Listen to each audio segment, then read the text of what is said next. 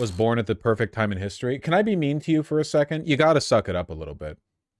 The period of peace and prosperity that you've enjoyed up until now is basically like without equal in history, you know?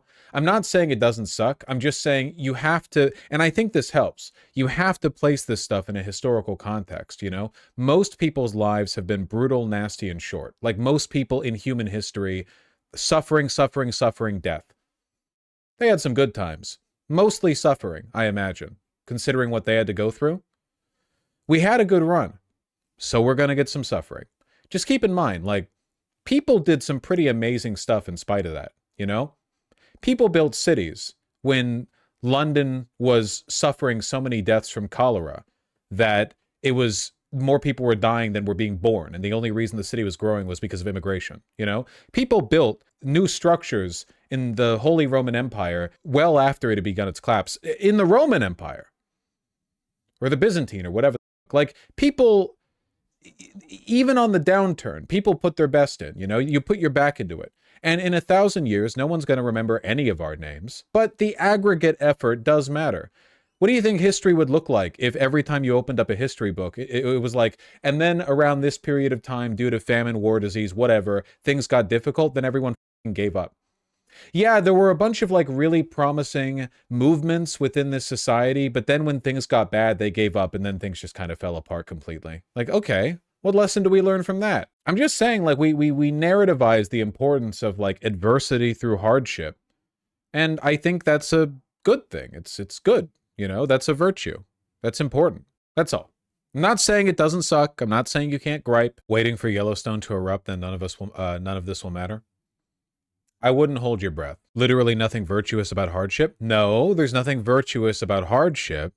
There is something virtuous about trying in spite of hardship, though. Like, that's good, right? That's good.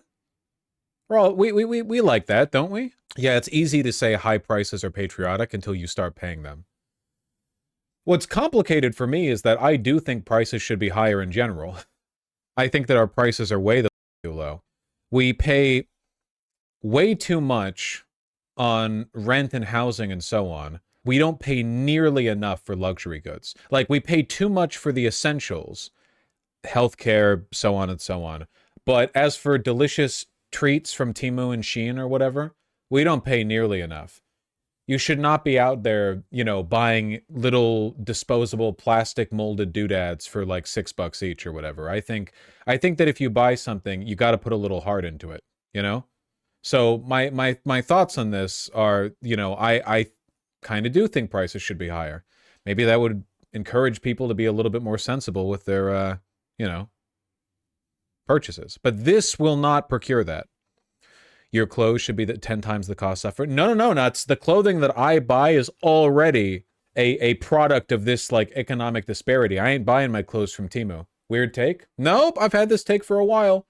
I'm sorry, this is like my unironic degrowther take. We can't sustain this level of insane, perverted, disgusting consumerism. We just can't.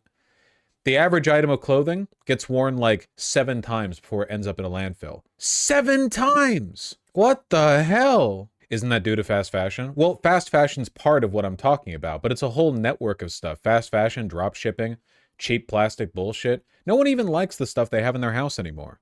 You know?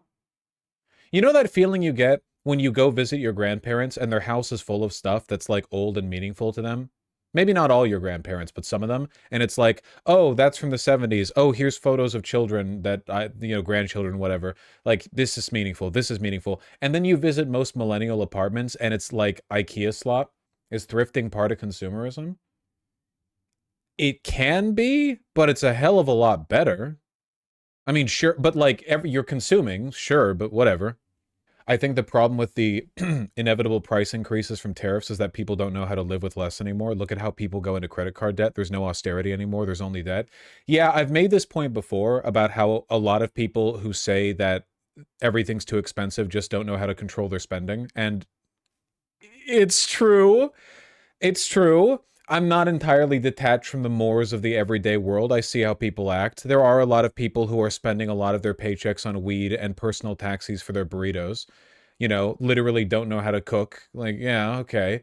You know, So, sure, but I don't think it's just a matter of personal weakness. There's an institutional force behind this, you know? Everyone's so atomized, so individualized. People are, coddled up until they're kicked out the house and then they have nothing. We have a very spiritually sick society. So I understand that a lot of people are just like managing stress and impermanence. I think a lot of people would have an easier time cooking if they weren't renting overpriced apartments that they can't even chip the paint of without having to drop 1,200 on the security deposit. You know what I mean? Like, I think that if you gave most irresponsible, stupid, weed addicted young people a tiny little 600-foot studio apartment, but you made it theirs, they owned it, and it was a walkable distance from the stuff they need to get to, groceries, the place they work at, and you told them, here is your monthly budget.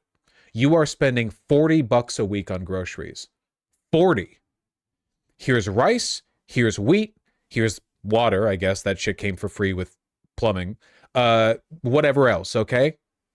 There you go. And you're going to make it happen. I think they could do it.